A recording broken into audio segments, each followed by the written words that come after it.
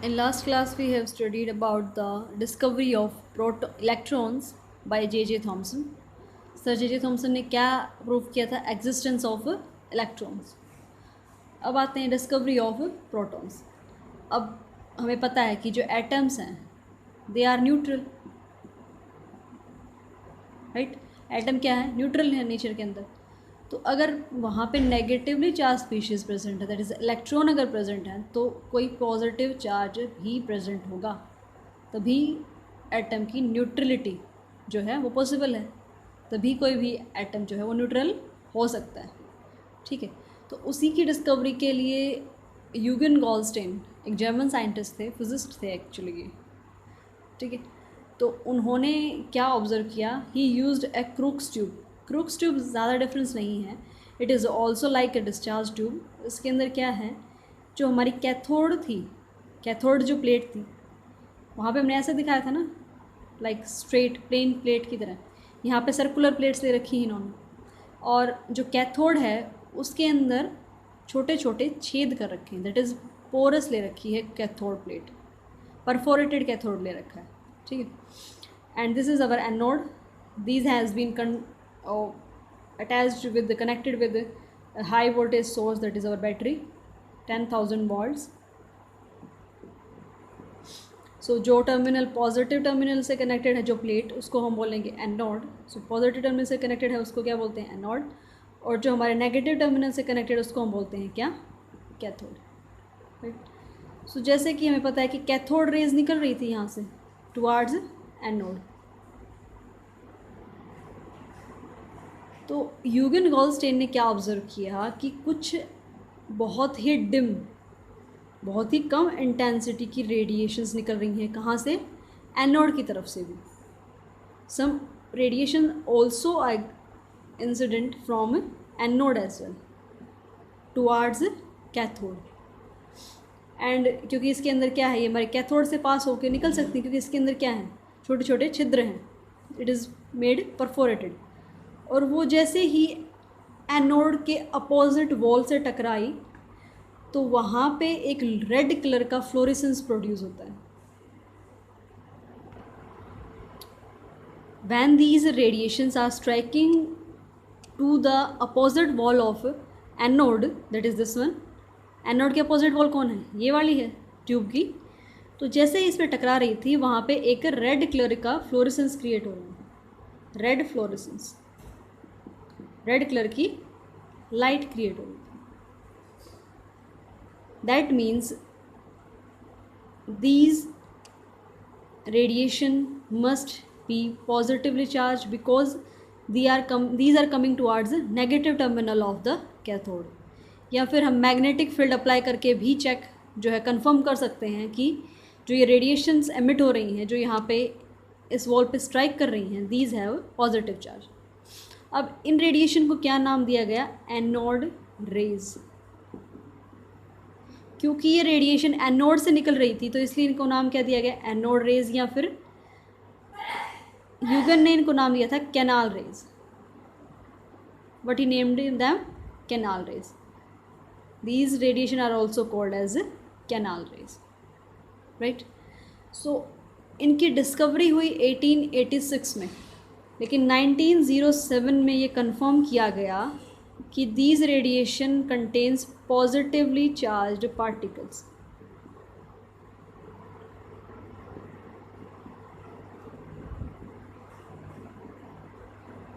सिर्फ 1886 में सिर्फ ये पता किया गया था कि एनोड से भी कुछ रेडिएशन निकल रही हैं जो कि इसकी अपोजिट वॉल से स्ट्राइक करके एक रेड कलर का ल्यूमिनेसेंस क्रिएट करती हैं. अब इन रेडिएशन का नेचर कैसा है, क्या चार्ज है इनके ऊपर, तो वो कंफर्म हुआ 1907 में बाय यूजिंग मैग्नेटिक फील्ड. जैसे ही क्या किया गया 1907 में, जो हमारी क्रूक्स ट्यूब थी, जो हमारा एक्सपेरिमेंट था, एनोड रेज जो है एमिट हो रही थी, उस ट्यूब को मैग्नेटिक फील्ड के अंदर रखा गया. ये क्या हमारा मैग्नेटिक फील्ड, मतलब क्या यूज़ की, हमारे कोई भी मैग्नेट यूज़ की टू प्रोड्यूस मैग्नेटिक फील्ड, और उसकी हेल्प से इसका जो नेचर है इन रेडिएशंस का वो आइडेंटिफाई हुआ और क्या पता चला कि जो ये रेडिएशन है, these contain positively charged particles and these particles are termed as protons.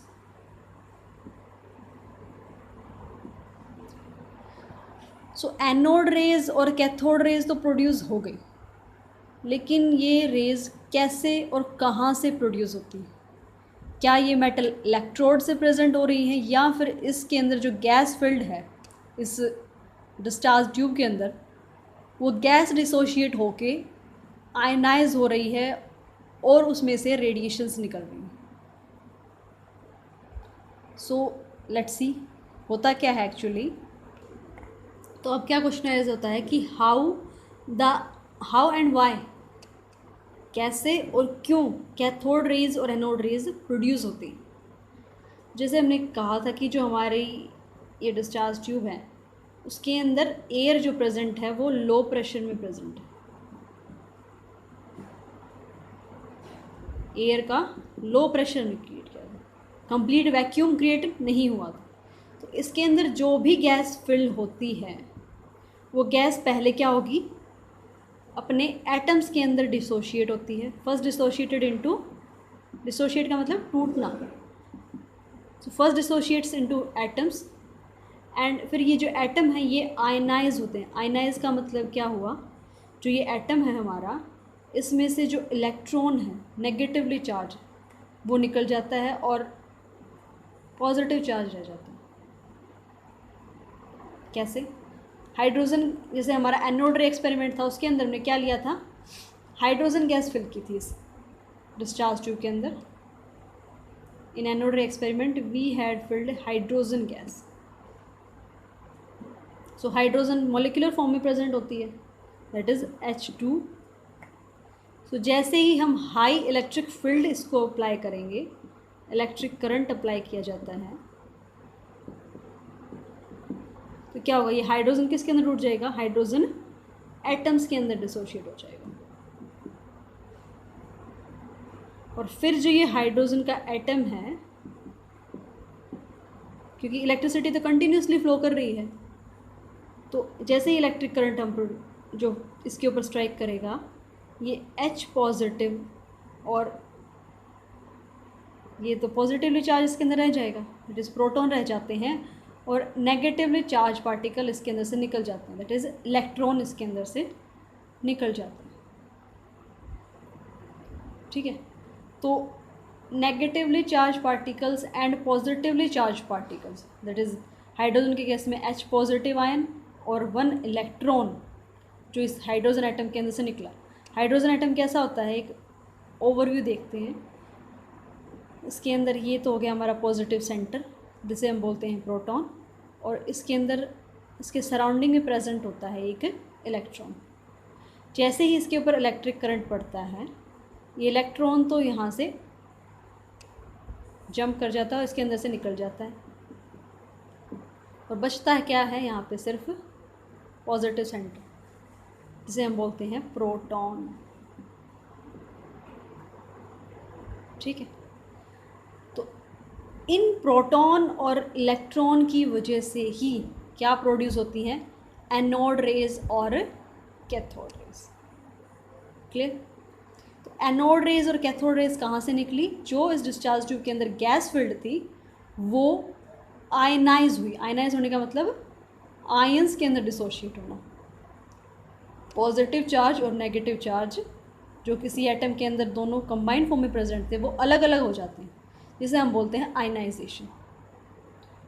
और ये आयनाइज्ड पार्टिकल्स, ये पॉजिटिव और नेगेटिव चार्ज क्या प्रोड्यूस करते हैं, anode rays and cathode rays. Clear? One more thing, electron को हम रिप्रेजेंट करते हैं ऐसे, E नेगेटिव। इलेक्ट्रॉन की प्रेजेंटेशन क्या है, electron is represented as this one, ये क्या है हमारा इलेक्ट्रॉन। और प्रोटॉन को हम रिप्रेजेंट करते हैं स्मॉल p पॉजिटिव से भी करते हैं, लेकिन मोस्ट ऑफ द केसेस हम सिंपल p से रिप्रेजेंट करते हैं किसको, प्रोटॉन को। So protons are represented by p और electrons are represented by e negative, small e negative. ये सिंबल हमारा इलेक्ट्रॉन का है और ये किसका है, प्रोटॉन का, right. Now the properties of anode rays, just like cathode rays these also travel in a straight line. और इसको हम कैसे डिटेक्ट कर सकते हैं कि अगर हम एनोड रेज के बीच में कोई ऑब्जेक्ट रख दें, अगर उसकी शेडो अपोजिट साइड में अगर दिखाई देती है, that means that radiations are travelling in straight line. तो ऐसा ही होता है एनोड रेज के केस में भी। So anode rays travel in straight line, these are positively charged. अब depends on the nature of gas. जैसे कि हमने एनोड रे एक्सपेरिमेंट में क्या लिया था, हाइड्रोजन गैस ली थी, राइट। सो हाइड्रोजन के अंदर एक प्रोटॉन और एक इलेक्ट्रॉन होता है, करेक्ट। लेकिन हीलियम या फिर नियॉन है या फिर अदर गैसेस है, नाइट्रोजन है, तो जैसे जैसे इनका एटॉमिक नंबर बढ़ता है, एटॉमिक मास भी बढ़ेगा और नंबर ऑफ प्रोटॉन्स भी बढ़ेंगे, नंबर ऑफ प्रोटॉन्स और न्यूट्रॉन इलेक्ट्रॉन भी बढ़ेंगे, सही बात है। तो जो मास है एनोड रेज का और कैथोड रेज का, वो गैस टू गैस चेंज होता है। जितना ज़्यादा एटॉमिक नंबर किसी भी गैस का, उतना हैवियर प्रोटॉन होगा उसका, लेकिन इलेक्ट्रॉन तो एक ही निकलता है। सो इलेक्ट्रॉन्स विल ट्रैवल इंडिविजुअली, लेकिन प्रोटॉन जो है, जो न्यूक्लियस है, हम उसको डिसोशिएट नहीं कर सकते। तो उसके अंदर जितने भी प्रोटॉन प्रेजेंट हैं वो इकट्ठे ही रहेंगे। तो हमारा जो प्रोटॉन है, जो सेंटर है, न्यूक्लियस है, उसका जो मास है वो बढ़ता है according to the atomic number, ठीक है। सो जो मास है एनोड रेज का, that depends on the nature of gas. और जैसे ही ये रेडिएशन एनोड रेज किसी वॉल पे स्ट्राइक करती हैं, they produces red glow, luminescence भी बोल सकते हैं, जिसे हम रोशनी बोलते हैं। एक रेड कलर की रोशनी प्रोड्यूस होती है when they strike the wall of the discharge tube, और मोर एक्यूरेटली सेइंग फ्लोरेसेंस। और इस लाइट को, इस रोशनी को हम क्या बोलते हैं, अगर एक्यूरेटली कहें तो इसको हम बोलते हैं फ्लोरेसेंस। तो लुमिनेसेंस के बजाय fluorescence is more accurate word for the glow that has been produced by the anode rays. Or these rays are affected when we apply electric and magnetic field. So these show deflection, इनकी direction change हो जाती है जब हम electric या फिर magnetic field apply करते हैं, because the radiations have charge particles and charge particles in motion produces electricity and electric as well as magnetic field. So इस वजह से जैसे ही हम मैग्नेटिक फील्ड या इलेक्ट्रिक फील्ड प्रोड्यूस करते हैं, अप्लाई करते हैं उस डिस्चार्ज ट्यूब के ऊपर, तो जो ये रेडिएशन है वो डिफ्लेक्शन शो करती है, उनकी जो डायरेक्शन है वो चेंज हो जाती है। वन मोर इम्पोर्टेंट पॉइंट, जो एनोड रेज हैं, इनके अंदर जो पार्टिकल्स हैं वो हैवियर होते हैं as compare to cathode rays से, क्योंकि जो प्रोटॉन है that is heavier than electron. So cathode ray particles, sorry, anode rays particles are heavier than cathode rays particle, ठीक है, क्योंकि proton is heavier than electron. Proton have a mass of, proton के ऊपर कितना mass होता है, mass of proton is 1.67 into 10⁻⁻⁻24 grams, या फिर -27, 1.67 इंटू 10⁻⁻27 किलोग्राम। तो इलेक्ट्रॉन का कितना था, -31, और ये क्या है, -27। तो माइनस का मतलब क्या है कि कम ज़ीरोज़ लगेंगे पॉइंट के बाद, ये जो माइनस वैल्यू होती है वो नीचे डिवाइड होती है। तो जितने छोटे नंबर से अगर हम डिवाइड करेंगे उतना बड़ा नंबर हमें मिलेगा, ठीक है। That's why mass of proton is this, that is 1.67 into 10⁻⁻27 kilogram. That means these are heavier than electron. लेकिन इनके ऊपर जो चार्ज है, चार्ज ऑन प्रोटॉन क्या होता है, 1.6 into 10⁻⁻19 coulomb. So proton and electron have equal but opposite charge. These are positively charged and electrons are negatively charged. लेकिन charge का मैग्नीट्यूड सेम है, इक्वल है लेकिन अपोजिट है. ठीक है. So charge on proton is 1.67 into 10 to the power minus 19 coulomb. Right. So this is all about the anode ray experiment या फिर डिस्कवरी ऑफ प्रोटॉन्स. तो अब फाइनली हमारे पास क्या है कि जो एटम है, कोई भी एटम है, जैसे हाइड्रोजन का मान लिया, तो उसके अंदर पॉजिटिवली चार्ज पार्टिकल्स भी प्रेजेंट है और नेगेटिवली चार्ज पार्टिकल भी प्रेजेंट है. लेकिन उनकी पोजीशन, वो कैसे प्रेजेंट होते हैं, कैसे एग्जिस्ट करते हैं, क्योंकि देखो पॉजिटिव और नेगेटिवली चार्ज पार्टिकल अगर एक साथ रहेंगे तो वो कोलैप्स कर जाएंगे, क्योंकि इन दोनों के बीच में क्या है, फोर्स ऑफ अट्रैक्शन. अगर ऐसा होता है तो जो कोई भी मटेरियल है, कोई भी मैटर है, वो कोलैप्स कर जाएगा, तो उसका साइज़ बहुत ज़्यादा कम हो जाएगा. Just like black hole.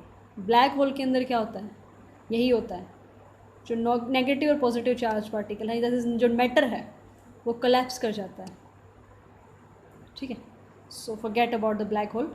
तो अब एटम के अंदर इलेक्ट्रॉन्स और प्रोटॉन कैसे एग्जिस्ट करते हैं, जिसकी वजह से वो कोलैप्स नहीं करते, एक दूसरे के साथ मिक्सअप नहीं होते. तो we will study about the structure of atom. So this different scientist had tried a lot for describing the structure of atom. तो वही स्ट्रक्चर ऑफ एटम को डिफाइन करने के लिए जो अलग अलग मॉडल्स दिए गए साइंटिस्ट ने, वो हम पढ़ेंगे नेक्स्ट क्लासेस में. That is by J.J. Thomson, Rutherford model and Bohr model. So enough for today. Thank you.